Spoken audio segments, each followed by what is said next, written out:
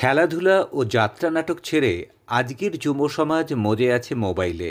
সময়ের সঙ্গে বদলে গেছে শিক্ষা পদ্ধতিও, ফলে তাদের মধ্যে সৃষ্টিশীলতা কমছে। কিন্তু এরই মধ্যে কিছু প্রতিষ্ঠান এখনও চেষ্টা করে যাচ্ছে যুব সমাজকে মূল স্রোতে ফিরিয়ে এনে তাদের নানা বিষয়ে পারদর্শী করে তুলতে। সেই ভাবনা নিয়েই হুগলির রিষড়ার বাণীভারতী স্কুলে এক সপ্তাহব্যাপী ছাত্রছাত্রীদের নানা বিষয়ে বহুমুখী শিক্ষায় শিক্ষিত করে তুলতে কর্মশালা অনুষ্ঠিত হলো।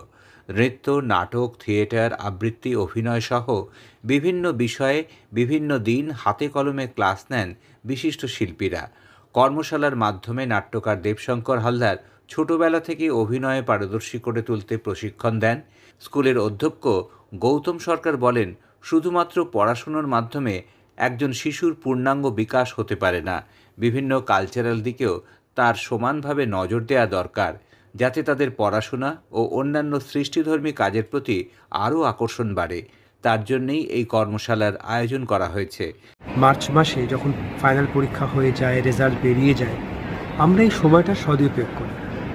বিভিন্ন রকমের ওয়ার্কশপ করাই, যার মাধ্যমে কখনো ড্রামা, কখনো রিসাইটেশন, কখনো ক্রিকেট, কখনো ফুটবল, আরও না কখনো চেস, কখনো ডান্স, কখনো যোগা, এইসব মিলের মধ্যে তারা নিজেকে খুঁজে পায়, যেন বুঝতে পারে যে শুধুমাত্র গতানুগতিক পড়াশুনো ছাড়াও জীবনে আরও অনেক কিছু করা যায়। দেবশঙ্কর হালদার বলেন, নাটকের কর্মশালার মাধ্যমে এদের যে শুধু অভিনয়ে পারদর্শী করে তোলা হচ্ছে তাই নয়, ছোট থেকেই এরা নিজেদেরকে নানা বিষয়ে পারদর্শী করে তুলতে পারছেন। মানুষ যখন চিন্তা করতে পারে, তাই মানুষের নানান দিকে যাওয়ার ইচ্ছে হয়, নানান কিছু আবিষ্কার করবার ইচ্ছে হয়।